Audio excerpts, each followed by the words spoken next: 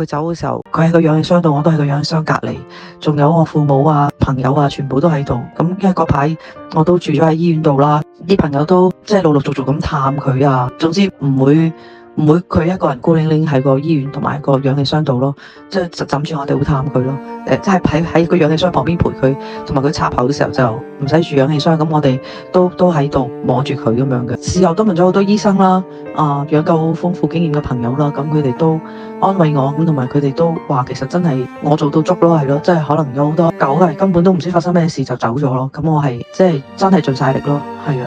即係甚至乎有啲朋友話唔使洗腎啦，佢都好似走緊咁樣啦。咁但係我都話希望即係翻到屋企啦，因為點講咧？因為如果佢個腎做唔到尿咧，咁佢個毒素越嚟越高咧，最後就會影響佢嘅心臟，個心臟就會頂唔順，就會停。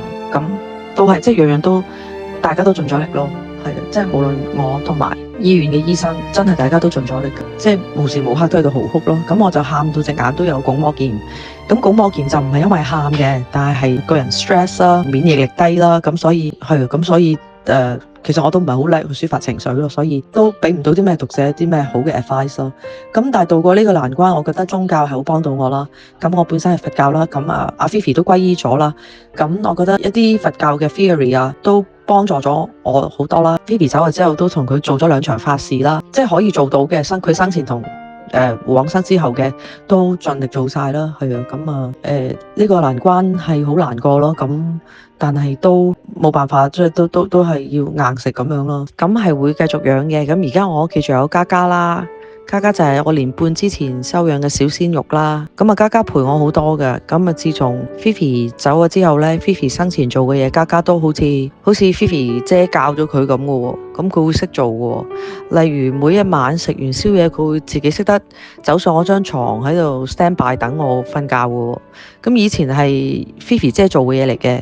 佢就唔使做嘅，咁而家佢就好似自動波咁識做呢啲嘢咯。咁獅子頭呢，佢都年紀大，佢同菲菲同年，佢都14歲幾，咁加上佢心臟同埋個腎都唔好嘅，係有心臟病嘅，心臟病 B1 嘅，佢個腎就唔係幾好，所以食緊腎糧啦。咁所以獅子頭就冇做咁多嘢啦，咁佢就好乖乖咁樣繼續堅強生存落去啦。咁獅子頭都好似冇乜唔開心咁咯，可能佢個性格係比較文靜啲，佢又冇咩特別 show 出嚟。咁但係我都希望有機會，我希望可以收養一隻狗女嘅。我覺得係可以將菲菲嘅愛，我愛菲菲嘅愛，可以延續落去咯。咁所以等緣分啦，係啊，等緣分。我都希望可以收養一隻白色嘅北京狗女嘅。